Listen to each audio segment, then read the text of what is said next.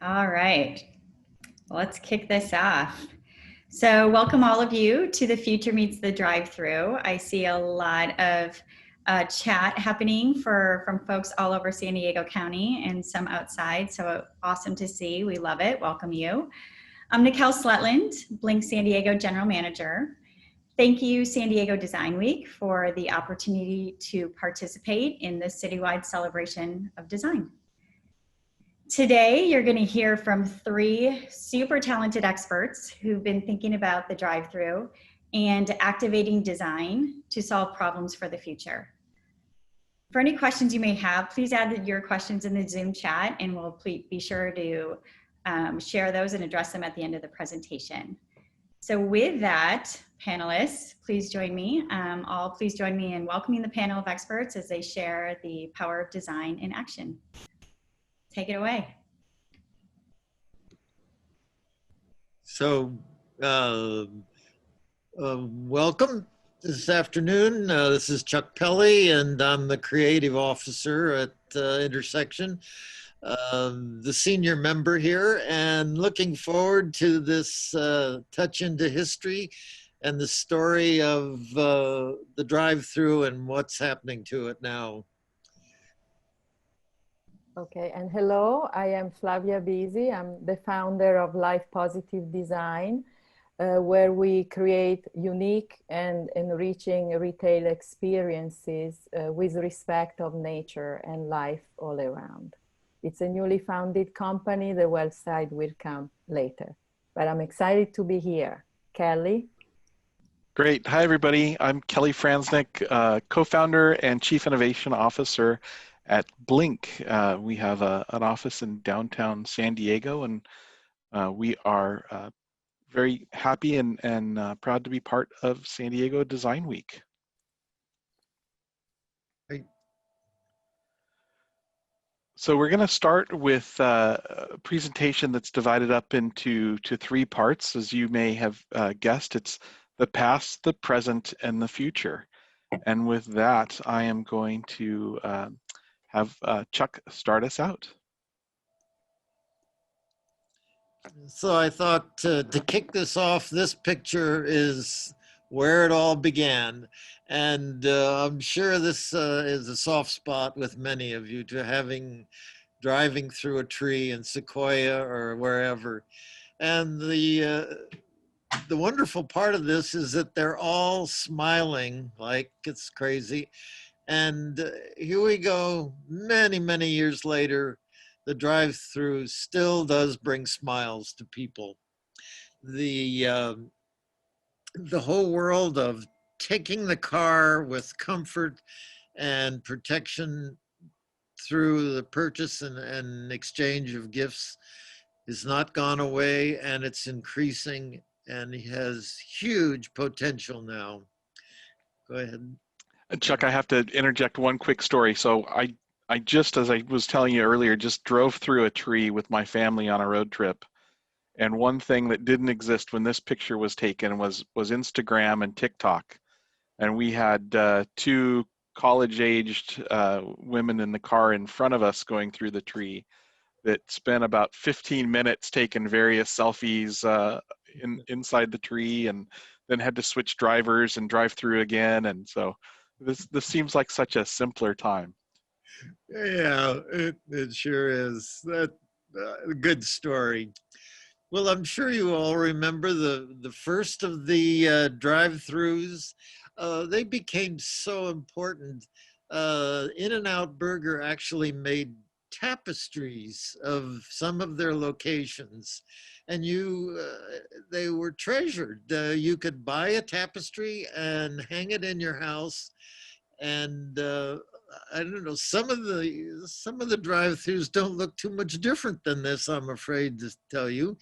But the first of the drive-thrus actually happened in the 40s, and California got a second place to Texas, believe it or not, where they first started the wonderful service of pulling your car up and knocking on a piece of glass and getting a hamburger. So as the drive-through developed, go ahead. The sophistication of the automobiles tried to react to that, and probably the most memorable change and the big acceptance of drive-throughs was the beginning of cup holders. We laugh, having worked for BMW during these years, and this was an absolute sin to have coffee on the Autobahn. Our driving habits are quite different, but in that 20-year period, even BMW uses coffee cups, but not as many and as big as they are in the American cars. The record, to my knowledge, is a Chrysler van which has 12 coffee cup holders, and not just coffee, these are for big gulps. So the world of drive-throughs is now in a situation where it's spread globally, and all over the world drive-throughs are following. And fast food, the drive-throughs are the financial revenue generators now. The COVID situation has accelerated that and accelerated company investments in the drive-through world. In the next few minutes, we hope to show some of the interesting challenges that Flavia will talk about, challenges and opportunities, and leave you a few moments at the end to ask questions. So I think with too much ado, I'll pass it on to Flavia to see how interesting this subject has become. Right. Yeah, I think first we're going to talk a little bit about some of the factors that contribute to why we love the drive-through. And we're going to round robin this one, but you know, for me, one of the big factors is comfort. I've lived in some pretty extreme climates, from Arizona to Chicago and rainy Seattle. And in all of those circumstances, you know, it's very nice to be in your climate-controlled automobile going to pick up your food or drink, as opposed to out on the street trudging around trying to get your food and keep it to temperature and keep it dry or what have you.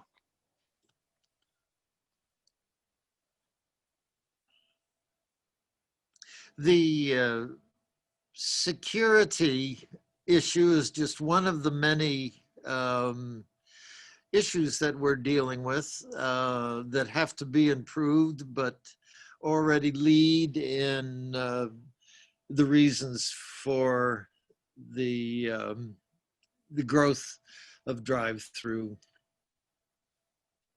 Particularly, you know, you think about some of these scenarios of needing something at night, or, you know, on the way home, a neighborhood that you don't feel secure in. There's some safety in being in your locked automobile and, you know, pulling up as close as you can to that ATM or window. Great. Well, what makes it for me with drive-through is that I can multitask.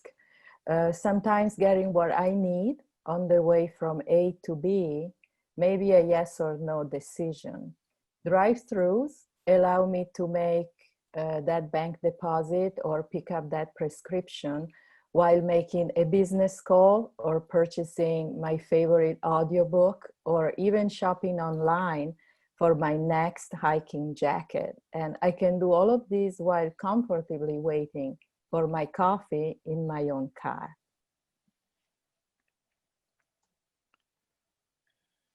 Kids are another important factor.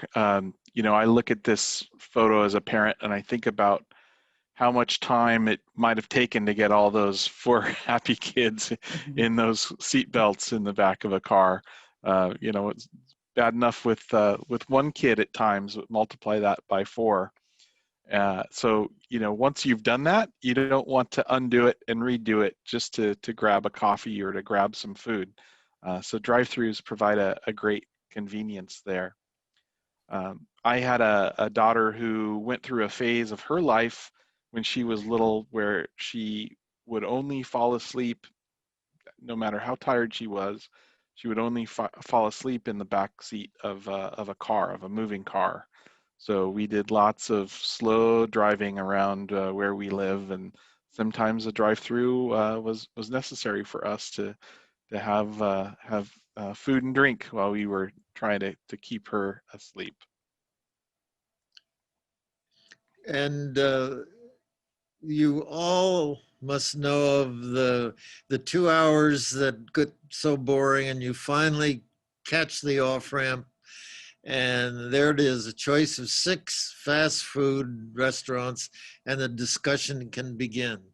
But the beauty of having a choice and having it easy to access has grown and grown and will continue to grow as the options for more than eating grow. And this is a great boon to our new traveling world.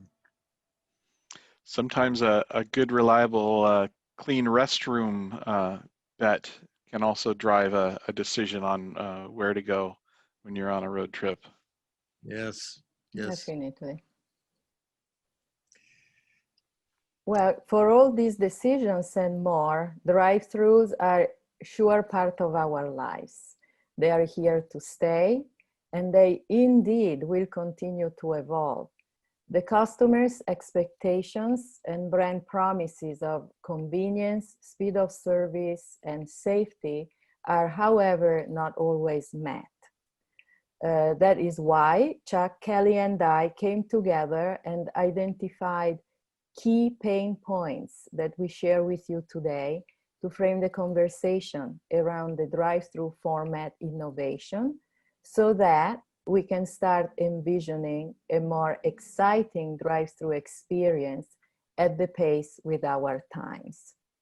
Drive-through are sure prime for innovation, and we are ready to lead this effort.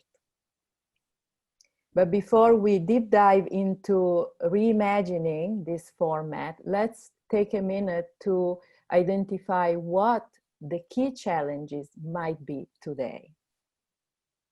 A drive-through, as we know, is a complex system where front of house dynamics of customers' communication, product delivery, and flow meet with back of house operational protocols with brand identity and revenue goals.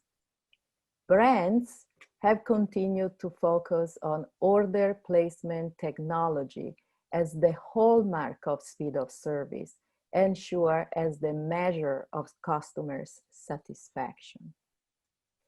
A key component of a drive-through is the digital menu, combined with a speaker and a microphone that are presented to the customers to place their orders. The addition of real-time video is an option that only some brands can afford. I was just going to say, it's interesting to me how many times there are menu boards that I encounter with the video feature, and it is either turned off or not working at the time. So even when it's available, you know, it seems to not always be used. Yeah, very good point. Yeah, well, anxiety is another one that may be alleviated with an eye-to-eye contact through this video, should it work. We have heard about the anxiety of placing orders for sure from both sides, the customers and the people behind the counter alike. Hearing and speaking might not always be clear. Additional time to decide and place multiple orders, also often those customized complicated drinks, can complicate the communication and impact negatively the speed of service. Sometimes, Yeah. sorry, sometimes we have to Okay. laugh. They almost need a new language to communicate with those squawk boxes. Oh, yeah. Yeah. And then we always want that extra pump of sugar or whatever it is of syrup. Very difficult to communicate and craft. And the menus obviously don't help sometimes. Specific to the food and beverage industries, the complexity of the menus themselves that can be hard to read quickly and become potentially an unwanted bottleneck. This reminds me of the Winchester House. It looks like they just kept adding on and adding on to this menu with Yeah, sidecars and new additions. yeah. That's great.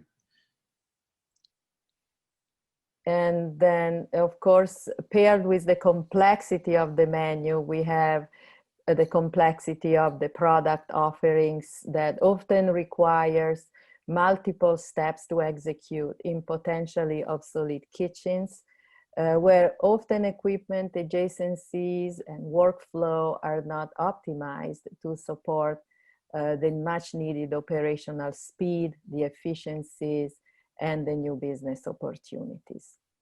So some flexibility there is also something nice to have.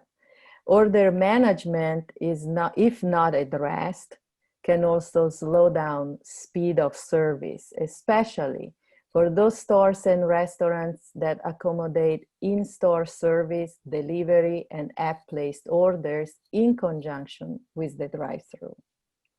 The pickup window, pickup windows without a proper ergonomic design can make paying, reaching, and receiving products uneasy and awkward. And this is the only point in the customer's journey for a person-to-person interaction. This is usually where I realize I'm sitting on my wallet and have to make some awkward contortion to actually pay for the order. Yeah, and reach so far out too.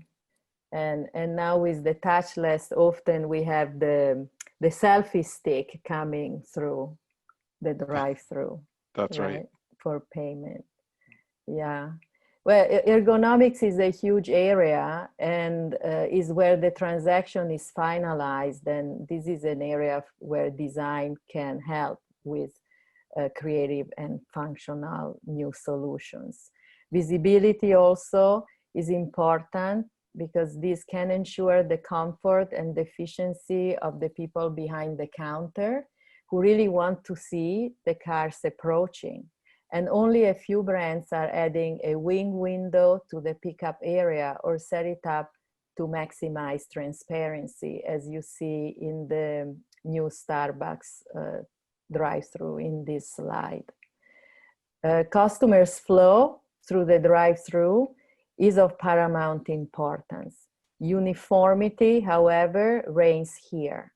Customers get in line, place the order, and drive to the product pickup point after queuing behind a few cars, looking at traffic bumpers and wayfinding signs while on the way to their products. I can't help but always think when there's a split drive-through like that there's a little bit of a competition going on with the car that showed up the same time you did. Yeah, one at a time, because then they funnel into one lane, right? That's right. Yeah. Is the experience I have at the car wash.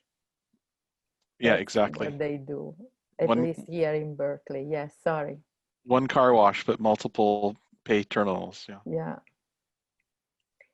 Okay, so yeah, and so that brings us to the lane conversation and how important lane management and organization is. This can positively or negatively impact the customer's drive-through experience. And if not addressed, it can lengthen waiting time, leaving customers frustrated. And I want to share with you one last important challenge, that is that some jurisdictions in the US and Canada have passed ordinances to ban future drive-thrus. the city of Minneapolis in 2019. And after that, Long Beach, California, Fairhaven, New Jersey, to name a few. The intent is to help curb greenhouse emissions, improve pedestrian safety and neighborhood walkability, reduce litter and vehicle noise. So the drive-through experience are very important, and we are observing definitely an upsurge in popularity, innovation, and revenues, especially in this historical time. You see here some images of Taco Bell and the Chipotle. These brands are transforming their drive-through experience, service, and economic models. And it is evident that the drive-through are more than ever a fertile ground for innovation. And with this said, I would like now to further investigate drive-through design potential and invite Kelly and Chuck to share their creative insights and innovative perspectives with all of us. Great, thank you. Thank you. I wanted to just talk a little bit about what we see going on with the COVID-19 pandemic. There's some really interesting innovation going on that's, you know, I feel like it's really given permission to people to innovate and to experiment, and are really some interesting things happening. You know, from the first testing centers that showed up, where, you know, you would line up in your car, sometimes with an appointment, sometimes without, to do a COVID test. This also raises all sorts of questions about, you know, fairness of access to these things. You know, do you have to have a car to have access to these tests and things like that? So, you know, while an interesting solution, it's also very complicated from the implications of that design decision. We also saw restaurants quickly pick up on the drive-through trend, even if they didn't have a drive-through. They had makeshift drive-throughs, would convert parking lots and things like that, or have pickup tables outside. There was a really interesting use of a drive-through in Las Vegas, which has had huge unemployment issues, of doing a makeshift drive-through for the food bank, which was really a powerful sight to see as the cars backed up to pick up food for families in need. Just this last week, my daughter, who's back in school remotely, virtually, but still needs physical books in her presence, had to go to a drive-through set up at her local high school and pick up the books for her classes. So again, an interesting extension. And just literally moments ago, I got an email with a story about a state fair doing a drive-through so that you could get your funnel cakes and fried Twinkies. They've sort of canceled the fair, but you can still drive through and partake from all the food vendors. So probably seen this cartoon that's made its way around the internet, but I think there's really some truth there. Is, you know, you may have had all these great plans of things that you might want to do someday, but COVID-19 has made many of these transformations a business requirement. So with that, I want to switch to some of the trends that I see just on the horizon that are really going to power or fuel the next generation of drive-through experiences. So the first one is just this notion of trying to, you know, stop the line of idling cars.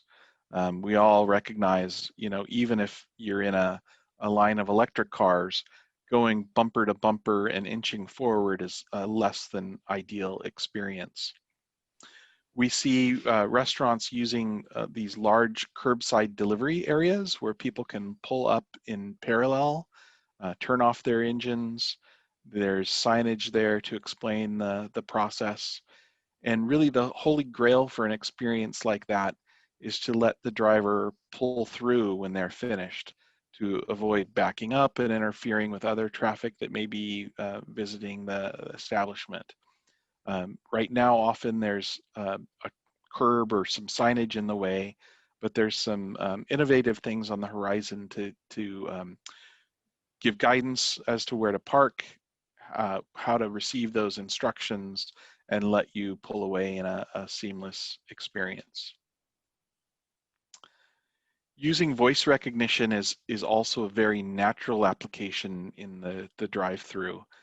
You know, you think about the times where you're trying to communicate with somebody who may be very well intentioned, but also may be multitasking and working on completing an order, talking to coworkers, and also listening to get your order.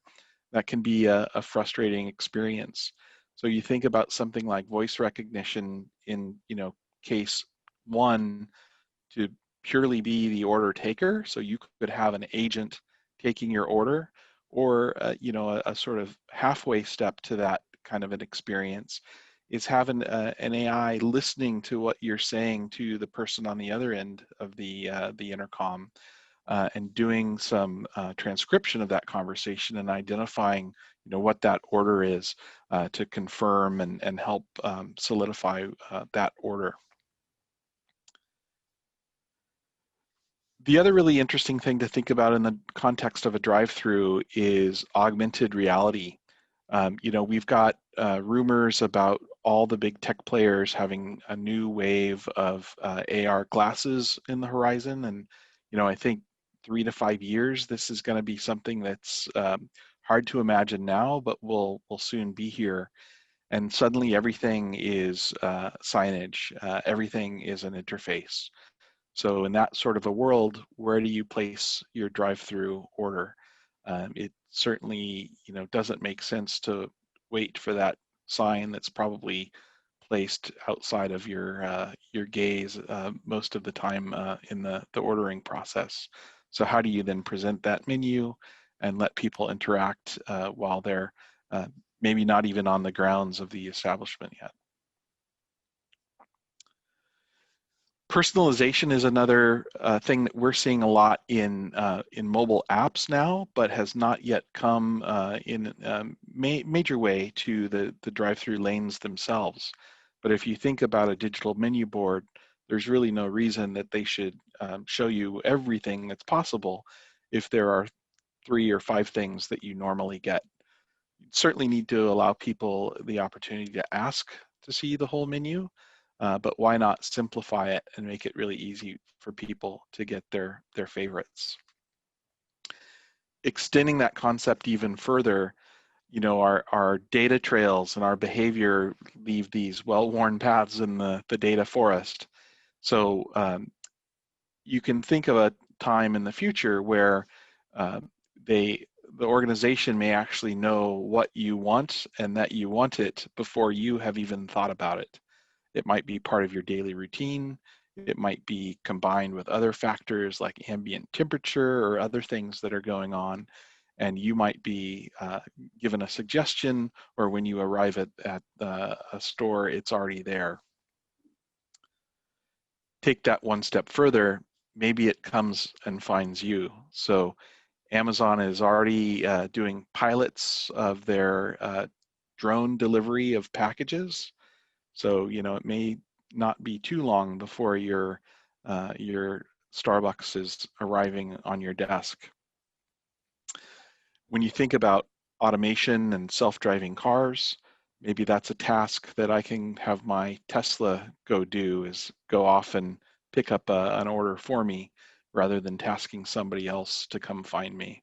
My car is often sitting parked, not doing anything, and could provide a service to me. This sort of automation is also taking place in the back of the house. So here's a cooking robot that can take hamburger patties from the grill and place them on buns. There's some great computer vision systems out there that can tell when food is ready or needs attention.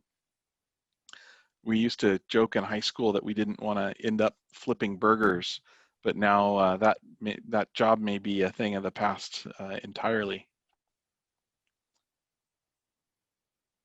And with that, Chuck, I want to turn it over to you to talk about some of the design concepts. It's thank you, Kelly. It's you know, here we are on the beginning of opportunities for both the customer and for the world of entertainment. And you know, who's to say that drive-throughs need to be a hole in the wall? Can't they follow the world of exaggeration and entertainment and new architectural interplays? So by brainstorming, we've made some small changes that could be easily done, and other ones, go ahead. It's you know, the layout. Why can't we learn from airport type environments where we get multiple cars going through in stacked situations? There are many things that can be done with the egress and accelerating the speed in time. Go ahead. Anybody who's been to the Midwest and traveled, you know, some of the toll plazas actually will have fast food restaurants within the tollways. Those are some of the fastest fast food services I've seen. Right, right.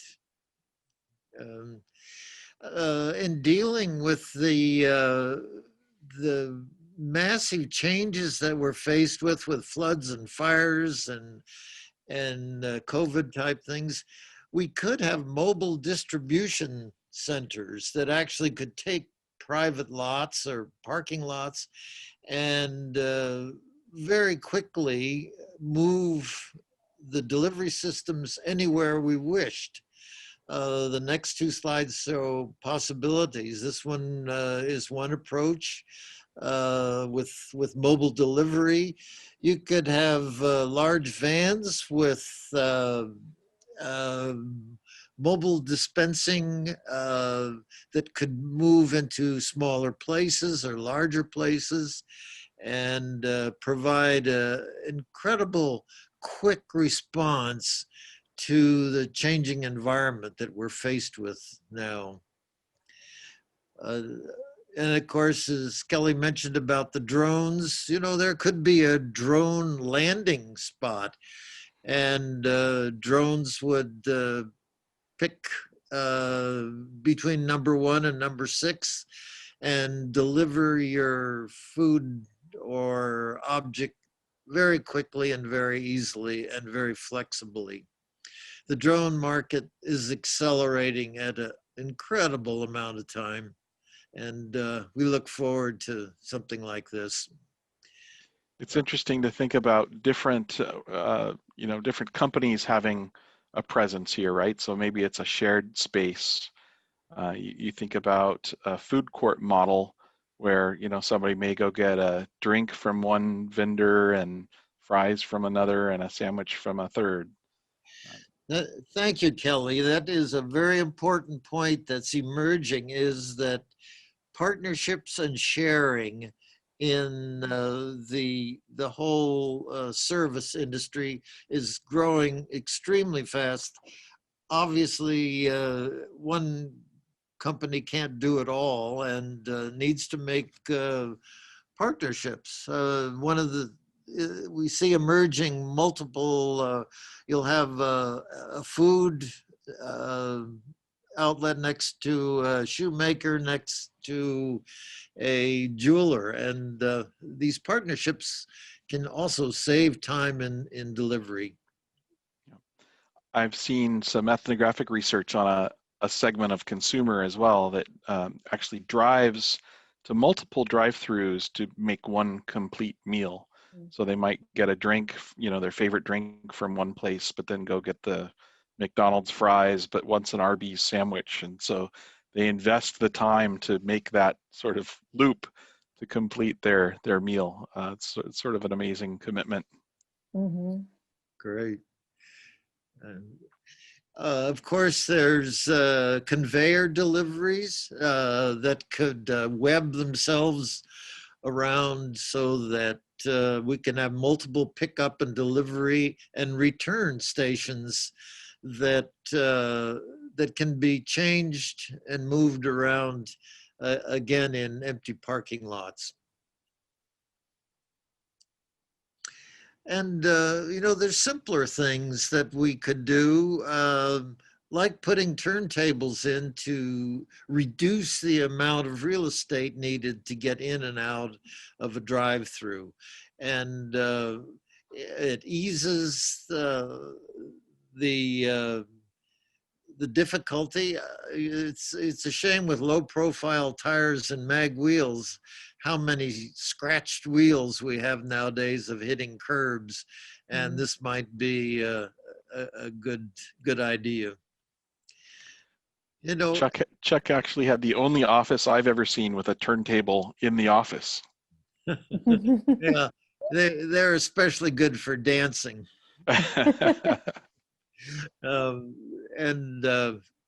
Yes, there are lots of these ideas. And as we show these ideas, we, of course, are interested in your involvement. There's many creative people listening to this presentation, and certainly the addition of creativity, endorsing the automobile is the future. And just think of all the devices that the robots can move to various places. Very large order screens can move into place. There's a world of devices. It reminds us of the Formula One and the stock car pit stops, in which 2.5 minutes they change all the wheels, wipe the windshield, deliver complete refurbish to a car. 2.5 seconds, right, Chuck? Well, yeah, no one believes me when I tell them that. So the robots can accelerate this. And how about all the smaller things like a receiving device that works like an airplane moving panel that's weatherproof and windproof and moves exactly to your window. And I know everyone's a little sick of getting their car scratched and dented and too high and too low. So just simple things like fitting the delivery system carefully, and just plain old entertainment. Family driven things to make the family look forward to what's coming. It can be very changeable and entertaining and flexible. No need for just to be plain square architectural boredom. And if we can get this to work faster and easier, why not merely have an entertainment sort of area? The old Hollywood Boulevard, you could have snacks and little foods. And as the various cars come through to show off, it could be a slow food instead of a fast food, but exciting. All right. And so we've shown some ideas here that you can see would be a big investment on the part of an organization to build and build work processes around. And Drive-throughs are often some of the highest performing from a business standpoint investment that a business can make, but still to do that sort of experimentation, it's often beyond the risk thresholds for a lot of organizations. So I wanted to share one way that we think about exploring some of these concepts. So this is a seat buck that we have built and used to pair with a virtual environment, and when properly mapped to a VR scene, allows a user to feel fully immersed in that VR environment. So I'll give you just a quick example. So this is where that user would see from their VR headset, and using hand tracking could, touch the steering wheel, can swipe on the menu screen in the car and build an order. So this is looking at a concept, much like Apple CarPlay might take over the little screen in your car. If you had a Tesla and pulled up to a restaurant, why not take over that whole screen and allow you to do all of your ordering right there at your fingertips?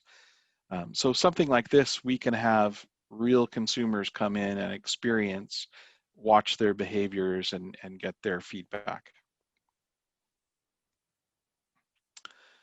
So we wanted to wrap up with a discussion of with all the creative community that's here, part of this discussion.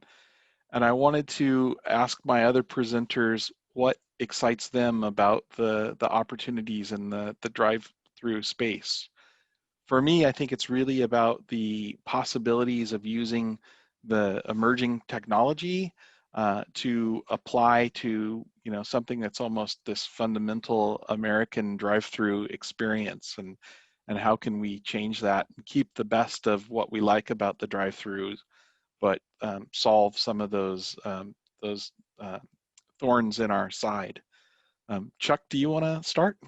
There's a whole world of partnerships emerging, and especially here in San Diego. When we we see that the city itself could benefit if they led in the world of using the automobile to solve so many of the last mile challenges. And as creative people move into this, the quicker, the better. And it involves not only the technology, but the social network itself. Avia? Yeah, and I would like to build on that, bringing in a sense of urgency, as you say. The cost of inaction in drive-through innovation is increasing. So this presentation, if you wish, is a call to action to start rethinking this iconic and much needed format. And I'm passionate about sustainability, so I would like to see this piece integrated into the creativity of this group and the solutions that we will bring forward in the drive-throughs evolution. Great, thank you. Thank you. With that, I'd like to ask Rowan if there are some questions from the chat that we can address. And while we do that, I have to just circle back to my favorite image of all, and encourage us all to create more happy people driving through trees instead of angry people waiting in exhaust-filled lines. I think this says it all. We have nature, we have humanity, and we have technology. And I hope the future of drive-throughs really builds from these strengths to create something beautiful and fun and joyful, because we really need it. Oh, thank you. That's and we look forward to your input, those who this maybe has sparked a little something that that could help this wonderful opportunity. Yeah, So there is one question that came in from Mark Smith, and Mark, feel free to chime in a little more if you'd like to on your question. The question was, did they look into curbside pickup experiences given recent events? Yeah, absolutely. I think curbside pickup has become critical for a lot of businesses, and especially where that overlaps with the digital side of things. We've seen a lot of frustration on the part of consumers who want to do sort of normal pre-COVID shopping, but have to be forced into this curbside channel. So you think about a Best Buy or other organizations like that. In some areas, curbside was the only option available, and you find yourself waiting. You need a USB cable, and you find yourself waiting for 8 hours for that to be ready for pickup. And do you get the message or not that it's ready to pick up? There's a lot of pain points along that journey. Any other thoughts there? Well, one thought goes back to stop the engine. That is a good thing for the environment and back to curbing emission, but also it's good for customers' experience, because often there is a sort of an appointment or a dedicated pause, and we see a change from the car going to the product versus the product going to the car. And this is in line a little bit with what Chuck was saying about the pit stop, right? So being catered while we stop the car to pick up the product is an area that may be interesting as well. Yeah. We even think this will become so strong that the cars themselves will reflect the ability to get products inside and out without banging doors and so on. And we look forward, we notice this picture has open sunroofs. What if, you got all your food through the sunroof, and that would be quite exciting. Cars, this may well affect the interior view of cars. We laugh about or worry about the mess you can make with spilled objects and broken plastic forks and so on. All this, we don't need to fight this alone. This can be part of the automobile world. Yep, that's wonderful. I'm going to jump to this question here that Susan Merritt just put in the chat. Could you talk a little bit more about your company and work process? Is this a self-inspired project or client-based?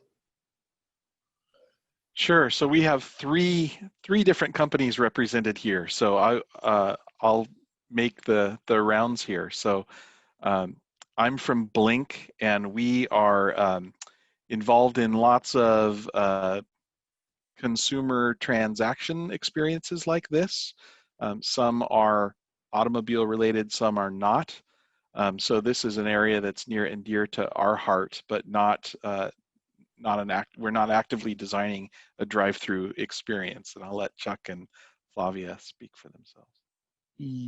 Yes, our group is now called Intersection, and Intersection is, as the word explains, we relate between challenges and opportunities.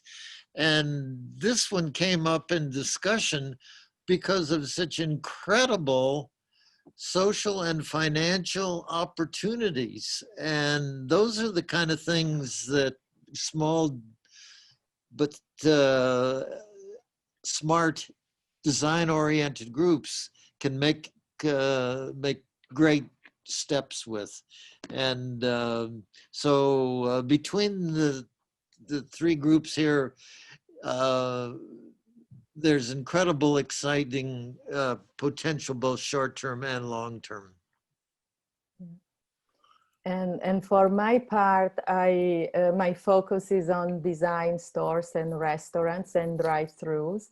And I work in the intersection between brands, transformation, and expression through a unique concept or rollout concept. But the strong belief that I would like to bring to the table is to put nature and life at the center of all design decisions, because I truly believe in this era in history. While we cater to humanity, we also need to address the needs of life in general and be nature positive, as most recently the World Economic Forum is mapping the vision for that is absolutely necessary. Flavia, I'm curious, having worked for organizations that are both regional but also national on their drive-through designs. How do drive-throughs change based on regional factors such as climate? I'm sure building codes, but how about climate and other factors? Is that an issue, and is there much change as one goes across the country? Well, the drive-through is a complex engine, if you wish. So what goes behind the scenes to be able to serve the window and other customers' flow is usually set in stone. And excuse me, is related also to the product line, beverages or food, whatever it is. There may be more flexibility with banks or pharmacies, but I think with that engine, we are pretty much set in stone. Then, of course, the codes, but then we have different biomes, different climates that drive different lifestyles. And I think this is also extremely important to respect in terms of color, patina, materials that we use, energy. When it comes to lifestyle, drive-through, I believe, is pretty universal. We get on a car and we pick up a product. But when we go through this journey flow, journey map, what do we look at? What do we see? How do we interact with the context? And so that's important. And brands, I can think of Starbucks, they have a very sophisticated drive-through design at the moment, and probably the engineering is set in stone, very strong. But there is inbuilt flexibility to present that, to adapt that concept, that store type, to the reality of the site-specific, community-specific. I hope they still do that. I'm pretty sure they do. Yeah. Great, thank you. As you talk about the possibility of different kind of foods, we did not talk about that the food itself can change, and that finger food and food that you can drive with one hand on the wheel only. There are, I think that drive-through in its next generation will affect the delivery packages themselves. So there's a place for another whole discipline here, making drive-through food. So yeah, I've worked on packaging projects for snackables in the back seat of a car, you know, that are in containers as opposed to messy bags that go all over the place and right. things like that. So that's really evolved the packaging of single serve food. Right. Before we run out of time, yeah. I wanted to just note that we have our email addresses up here. We really appreciate everybody who attended today, and want to give a big thanks to San Diego Design Week. And then I think we're able to stay on for a couple of minutes if there are other questions or other discussion. Flavia, I didn't mean to cut you off. No problem. Now, I was thinking about what Chuck mentioned about returning. So tapping in, building on the idea of packaging designed for drive-through, packaging can also be a return to the drive-through. And that opens up to reuse versus recycle versus sending things in the landfill. And with these facilities, perhaps also sanitizing on site or distribute with drones. I think the future is, the sky's the limit here, and we just need to get to work and put pencil to the paper and really bring forward and hopefully execute some of these ideas. Would be super exciting. Great, thank you for bringing that up. Yeah, that's Yeah. Do Do we we have- have any more questions? There's one more I can throw out there if we have a few extra seconds here. This one came from Jackie. How do you think that receiving food from technology rather than other people or nature would impact people's relationships with technology and with food? Yeah, it's an interesting question. Yeah. You know, we've seen some of this now that has really celebrated the novelty of being served by a robot. So there are some pizza making robots. I think it's a Seattle startup that's doing that, where you can actually go in and customize your pizza, and then part of the experience is actually watching the robot create that. I've seen some soft serve yogurt and other experiences that are like this. So, you know, I think you'll have some of that, but then you're likely will have more back of the house automation, such as the burger flipping or, you know, fry timing and other things like that, that you as a customer may never see. So, you know, the Amazon package that is hand delivered to my doorstep is probably handled by mini robots before it gets to that point. And I think that may be a parallel to what we see in this industry. Other thoughts? as I hear these ideas starting to come through right now, I think of affecting even the products that are delivered and sold. Our work with CVS identified simple things like not having candy at the checkout stand, and having health-based products and smart push carts. And we love the idea that the simple act of a car coming to pick up a project can open the door to so much design and new ideas. And I wish we could keep this going. I'm sure another hour we'd have a whole dictionary of new products and ideas. All right. Well, thank you, everyone. I really appreciate you tuning in today, and have a great rest of your design week. Thank you all for your time. Yes, thank you.